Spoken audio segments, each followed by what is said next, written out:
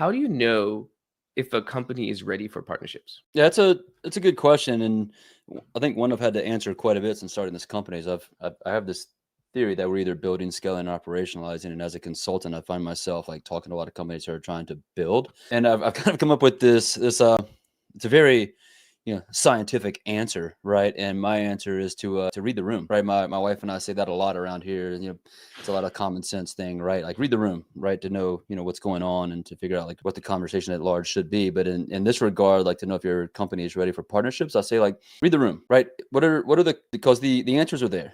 The customers are maybe asking for it. They're looking for some sort of integration to some sort of existing tech stack they're using.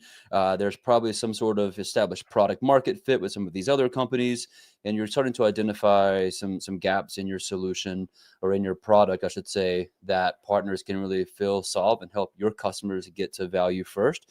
So when I say read the room, I'm like, take a look at what's happening at large outside of your own product, right? Are there agencies that are starting to do work within your platform or your product? Are they starting to see that there's a great opportunity to provide services to their customers within it, right? Are there other tech integrations that starting to show up at large, right? That's also a great way to prioritize like who you should start to build with, right? So if there's, Drift as an example, 6sense was showing up all over the place in our customer data and into our integrations and the success and the value. So we begin to prioritize them as our number one tech partner to work with within that ecosystem, right? And same thing with the company I'm at now called NAC, and helping those guys. So you'll start to see like there's a red thread that runs through your customer data that shows you, hey, we've got opportunities to build with partners, and there's a lot of revenue we're leaving on the table as a result in not working with them.